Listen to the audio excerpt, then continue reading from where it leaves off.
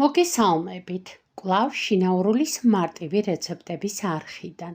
დღეს მოგიტანეთ მარწვის ტორტის ძალიან მარტივი და გამოცდილი რეცეპტი. შეგიძლიათ ეს ტორტი ორნაირად გააფორმოთ, ამიტომაც შემოგთავაზებთ ორივე ვარიანტს. ეს არის მეორე ვარიანტი, რომელიც ასევე ძალიან ლამაზია და ძალიან გემრიელი. რა თქმა უნდა, პირველ რიგში მოვამზადოთ ბისკვიტი. 6 კვერცხს გავაცალკევებთ გულებად და ცილებად. ცილას დავამატოთ მწიკვი მარილი და დავიწყოთ ათქვეფა. როცა კვერცხის ცილები კარგად აიქაფება, შემდეგ დავამატოთ 90 გრამი შაქარი პორციებად და კვლავ განვაგრძოთ ცილების ათქვეფა, მანამ სანამ ბეზე არ გამყარდება. გამყარების შემდეგ დავიწყოთ უკვე კვერცხის გულების ათქვეფა, რომელსაც დავამატოთ ასევე მწიკვი მარილი და 90 გრამი შაქარი და ვთქვიფოთ მანამდე, სანამ კვერცხის გულები შაქართან ერთად არ გათეთრდება. გათეთრებული კვერცხის გულები შაქრით უკვე მზად არის იმისთვის, რომ პორციებად დავამატოთ ათქვეფილი ბეზე. აი ასე დავამატოთ ბეზე კვერცხის გულებს და შემდეგ მოძრაობით ქვემოდან ზემოთ ავურიოთ კვერცხის გულები ბეზესთან ერთად. ასე ვამატებთ რიგ-რიგობით, მანამ სანამ ბეზე არ დამთავრდება. აუცილებელია, რომ ბეზე და კვერცხის გულების მასა აითქვიფოს ქვემოდან ზემოთ მიმართულებით და აი ასე. და არა მიქსერით და სწრაფი მოძრაობით. შემდეგ დავაცრათ 180 გრამი ფქვილი, რომელშიც ასევე ჩავამატოთ 1 ვანილი და 2 სუფრის კოზი სიმინდის სახამებელი. თუ სიმინდის სახამებელი არ გაქვთ, შეგიძლიათ არც გამოიყენოთ, ბისკვიტი მაინც იდეალური გამოვა. მომზადებული ცომი გადავიტანოთ 24 სანტიმეტრის დიამეტრის ფორმაში და გამოვაცხოთ წინასწარ განხურებულ ღუმელში 170 გრადუსზე. ცხობის პროცესში არ ვაღებთ ღუმელის კარს. დაახლოებით 30 წუთის განმავლობაში, ხოლო ბისკვიტი კი ცხება დაახლოებით 45-50 წუთის განმავლობაში. და მსაობა ვსინჯავთ ხის ჩხირით, ვაცივებთ ფორმაშივე, ხოლო შემდეგ ნელ თბილს შემოხსნით საცხობ ფორმას და ასევე საცხობ ქაღალდსაც და ვაცივებთ ბოლომდე, ჯერ ბადეზე, ხოლო შემდეგ კი შევფუთავთ სამზარეულოს პარკით და ვდებთ მაცივარში სტაბილიზაციისთვის. ბისკვიტს მაცივარში ვდებთ იმისთვის, რომ ფენებად დასაჭრელად იყოს უფრო მარტივი და ფენებიც იყოს თანაბარი და არ დაიფშნას ფუმფულა და გემრიელ ნაწილაკებად. ახლა კი მოვამზადოთ მუსლინის ფრანგული ცნობილი კრემი.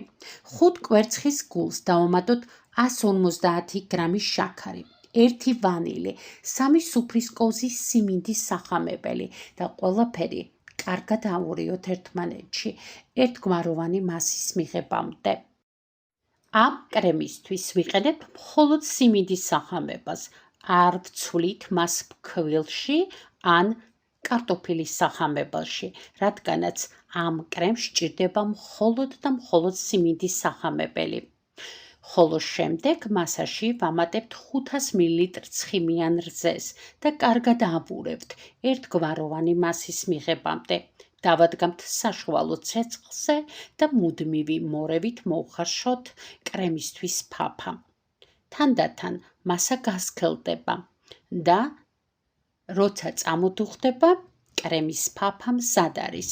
აი ასეთ სქელ მასას მივიღებთ, რომელსაც შემდეგ დავაფაროთ სამზარეულოს პარკი და გავაცივოთ ოთახის ტემპერატურაზე. მაცივრიდან გამოტანილი ბისკვიტი გავჭერის 3 ტოლ ნაწილად. შეგიძლიათ 4 ნაწილადაც დაჭრათ.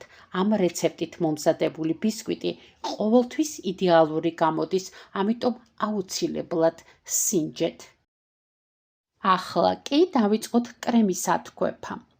200 გრამ რბილ კარაქს ავთქვიფავთ დაახლოებით 5 წუთის განმავლობაში, მანამ სანამ კრემისებრ მასას არ მივიღებთ.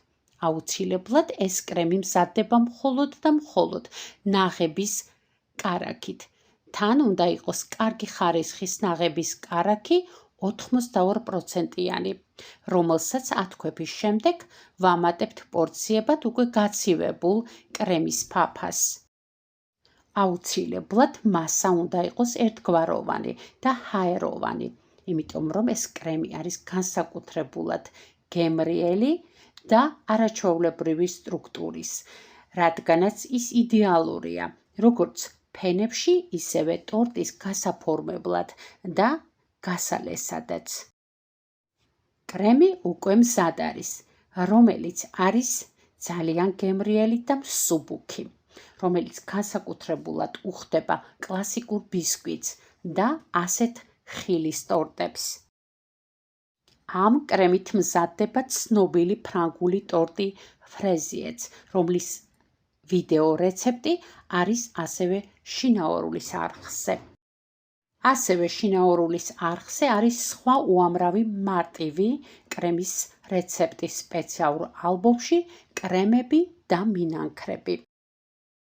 ამ ტორტისთვის წინასწარ დავშაქროთ ბევრი მარწყვი და გამოუწუროთ წვენი, რომელიც დაგვჭირდება ბისკვიტების დასანამად. საცხობ ფორმაში ჩავდოთ ჯერ პირველი ბისკვიტის ფენა, რომელიც კარგად დავნამოთ წვენით. იმისათვის, რომ ტორტი განსაკუთრებულად გემრიელი, ნოტიო ბისკვიტით გამოვიდეს, კარგად უნდა დავნამოთ, ხოლო შემდეგ ზემოდან დავადოთ კრემის სქელი ფენა.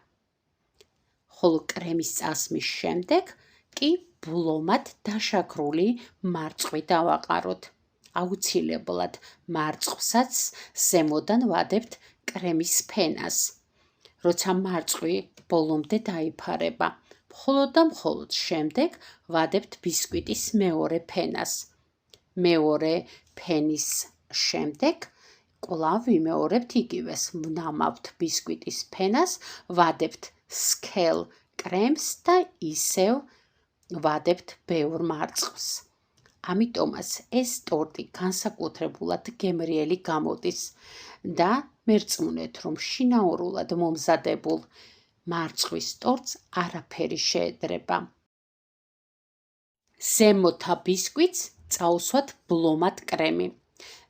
ზუსტად იგივე კრემით ზემოდან გავლესოთ ტორტი და გვერდებზეც და შემდეგ შევდგათ მაცივარში სტაბილიზაციისთვის. მაცივრიდან გამოტანილი ტორტი მზად არის გასაფორმებლად. მე შემოგთავაზებთ გაფორმების 2 ვარიანტს. პირველ ვარიანტში მოვამზადოთ მეორე კრემიც. ეს არის შესქელებული რძისა და კარაქის კრემი, რომლის ვიდეო რეცეპტიც ასევე არის შინაურულის არხზე. კრემით გავაფორმოთ როგორც ზემოთ, ისე ქვემოთაც და შემდეგ დავადოთ ბლომად მარწყვი. მარწყვს აუცილებლად წავუსვათ დეკორგელი, რომელიც მზადდება ჟელატინითა და სიროფით. ეს დეკორგელი იცავს მარწყვს დროთა განმავლობაში, როგორც ფერითაც, ისე გემოზეც. ეს კი არის ტორტის გაფორმების მეორე ვარიანტი, ხრაშუნა ბეზეებითა და შოკოლადით. როგორც ხედავთ, ასეთი ვარიანტიც ძალიან უხდება, ხოლო ტორტი ჭრილში ძალიან მადი სამსვლელად გამოიყურება. დღეს ამით გემშვიდობებით. მადლობა, რომ გვიყურეთ. მომავალ მარტივ რეცეპტამდე.